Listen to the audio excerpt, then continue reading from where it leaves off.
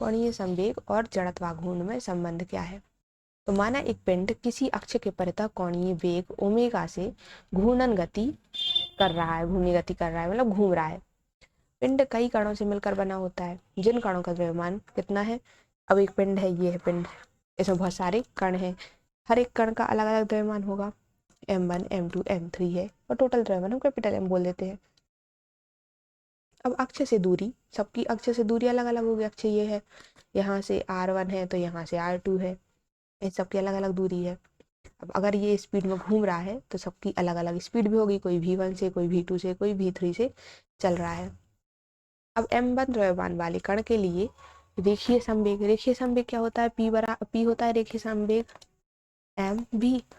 तो अगर एक द्रव्यमान m1 है तो उसके लिए रेखीय संवेग क्या होगा? और उसकी चाल भी वेग v1 है तो p1 हो जाएगा m1 v1। ऐसे ये हमने मान लिया m1 v1।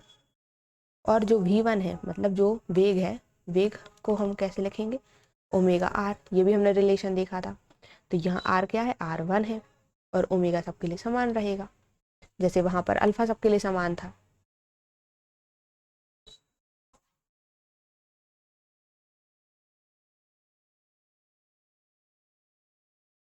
अब ये अब हम v1 की वैल्यू रख देंगे तो m1 ये हो गया, v1 की वैल्यू है ओमेगा r1। अब m1 द्रव्यमान कण के लिए घूर्णन अक्ष के परितः कोणीय संवेग कितना हो जाएगा? कोणीय संवेग रेखीय संवेग गुणित r, तो कोणीय संवेग ये आ जाएगा। तो ये हो जाएगा, पहले तो रेखीय संवेग क्या निकाला हमने? m1 ओमेगा r1, तो ये रख लिया। और उसकी दूरी कितनी है? r1 है, तो ये हो गया m1 ओमेगा r1 स्क्वायर। ये m1, अब r1 क्या है? r1 square into omega. फिर इसी तरह अब ये हमने सिर्फ m1 के लिए निकाला है, तो m1 m2 m3 द्रव्यमान, बहुत सारे अलग अलग कण हैं, उन सब के लिए कोणीय संवेग क्या हो जाएगा? और कोणीय संवेग को हम L से डिनोट करते हैं।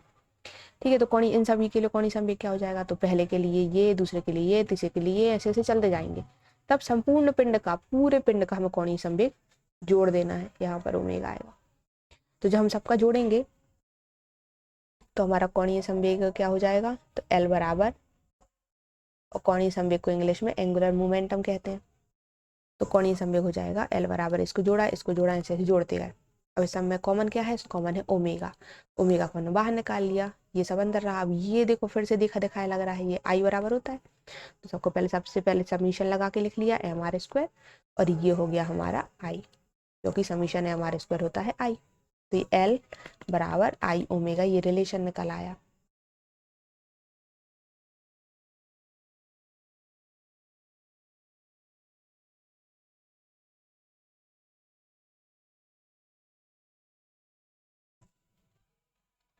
अतः किसी अक्ष के परितः किसी पिंड का कोणीय संवेग उस अक्ष के परितः उसके जड़त्व आघूर्ण तथा कोणीय वेग के गुणनफल के बराबर होता है।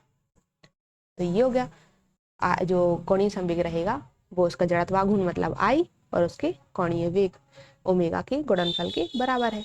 तो कोणीय संवेग और घूर्णन गतिज ऊर्जा, अब इनमें और संबंध निकाल लेते हैं। बस ये हो रहेगा, कोणीय संवेग क्या है? L, और घूर्णन गतिज ऊर्जा मतलब E के, जहाँ ऊर्जा है, ऊर्जा मतलब E, और घूर्णन वाली है तो हम उसको K लिखेंगे। तो E के और L में रिलेशन क्या है? तो घूर्णन गतिज ऊर्जा E के होती है हाफ आई ओमेगा स्क्वायर।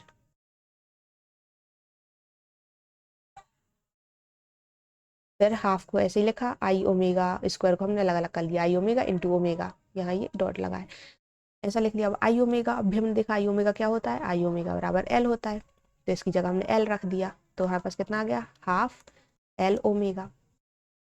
तो ये हो गया, ई के की वैल्यू हो गई हाफ L ओमेगा। या फिर इधर से L की वैल्यू निकाल लो, तो L निकालोगे तो क्या करेंगे? दो को उधर ट्रांसफर करेंगे तो 2e हो जाएगा, और बटे में ये ओमेगा चला जाएगा, तो ये इसका L का फॉर्मूला भी निकल आएगा। तो ये हो गया हमारा घूर्णन गतिज ऊर्जा और कोणीय संवेग में रिलेशन।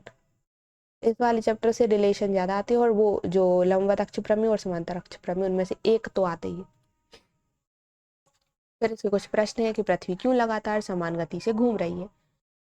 उत्तर क्या है इसका? कि पृथ्वी का द्रव्यमान बहुत अधिक होने के कारण इसका जड़त्व आघूर्ण भी अधिक होगा, क्योंकि पृथ्वी क्या है, गोल है, वो घूम रही है तो इसका क्या होगा, जड़त्व आघूर्ण होगा। अतः घूमती हुई पृथ्वी एक बहुत बड़े गतिपालक पहिए के समान होती है, जिससे वह लगातार एक समान चाल से घूमती रहती है। पहिए की जैसी ही हो गई, वो घूम रही तो घूमती ही रहेगी।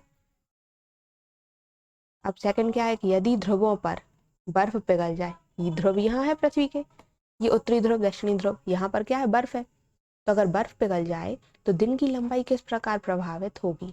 अब बर्फ पिघलने से क्या होगा, बर्फ पिघलने से देखो क्या होगा, ध्रुवों पर बर्फ पिघलने से घूर्णन अक्ष के परितः उसका जड़त्वाघूर्ण बढ़ जाएगा। अब हम ये जो यहाँ सेंटर वाले से घूर्णन अक्ष मानते हैं, मतलब एक अक्ष है, इधर पर हो क्या रहा है, अभी तो बर्फ है, बर्फ पिघलेगी तो वो क्या बन जाएगी, पानी बन जाएगी। पानी बनेगी तो उसका जो द्रव्यमान है वो यहाँ वहाँ शिफ्ट हो जाएगा। अब हम पहले तो इसका सेंटर ऑफ मास ये मान रहे थे, लेकिन फिर उसका सेंटर ऑफ मास बदल जाएगा। बदलने से क्या होगा, ICM बदल जाएगा, तो मतलब जड़त्वाघूर्ण बदलेगा। तो अभी तो या तो बढ़ जाएगा तो कम होगा, तो इस वाली कंडीशन में क्या हो जाएगा, इस कंडीशन में बढ़ जाएगा। अतः कोणीय संवेग संरक्षण नियम से उसका कोणीय वेग कम हो जाएगा। तो कब, जब इसका ये सेंटर ऑफ मास जो है बढ़ जाएगा, जड़त्वाघूर्ण बढ़ जाएगा, तो उसका कोणीय संवेग संरक्षण के नियम से कोणीय वेग कम हो जाएगा। जिस हिसाब से वो घूम रही है ओमेगा, ओमेगा कम हो जाएगा।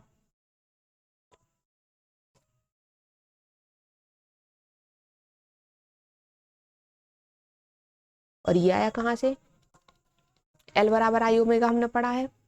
अब जब ये बताओ, हमें इसको संतुलित रखना है, ठीक है, जितना L है हमें उतना ही चाहिए है। अभी I ओमेगा की कुछ वैल्यू है, अगर हम बोले कि हमने I को बढ़ा दिया, ठीक है, I को बढ़ा दिया, तो ओमेगा को हम क्या करें कि संतुलित ही रहे, तो हम ओमेगा को कम करेंगे, तब ये जाके संतुलित होगा। अगर I को बढ़ा रहे हैं तो ओमेगा को कम करना पड़ेगा, तभी जाके L की वैल्यू जितनी थी उतनी आएगी। अगर हम इसका उल्टा बोलें कि अगर I को हम कम कर दें तो ओमेगा को क्या करा जाए कि L की वैल्यू समान रहे, तो ओमेगा को हम बढ़ा देंगे, जिससे L की वैल्यू समान रहेगी। तो ये है कि ध्रुवों पर वाला हो गया। फिर अगला है, क्या किसी पिंड की घूर्णी गति परिवर्तित होने पर उसका जड़त्वाघूर्ण परिवर्तित हो जाता है।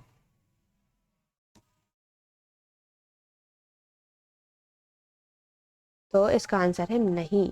किसी पिंड का जड़त्वाघूर्ण अक्ष के सापेक्ष उस पिंड के द्रव्यमान वितरण पर निर्भर करता है, m पर निर्भर करता है। हमने अभी देखा था I बराबर क्या होता है, mr²। तो किस पर निर्भर कर रहा है, द्रव्यमान पर। अब घूर्णी गति स्वतंत्र होती है, जो वो घूम रहा है वो तो उसकी स्वतंत्र गति है, अतः घूर्णन वेग में परिवर्तन होने से उस पिंड का जड़त्वाघूर्ण प्रभावित नहीं होगा। देखो, जब फॉर्मूले में ही नहीं है v, तो कहाँ से चेंज होगा, I नहीं होगा। अगर हम द्रव्यमान में चेंज करेंगे तब I बदलेगा, अगर हम उसकी दूरी में चेंज करेंगे तो I बदलेगा, लेकिन v तो है ही नहीं कहीं फॉर्मूले में, तो उसके घूर्णी गति में कुछ भी चेंज कर लो वो चेंज नहीं होगा।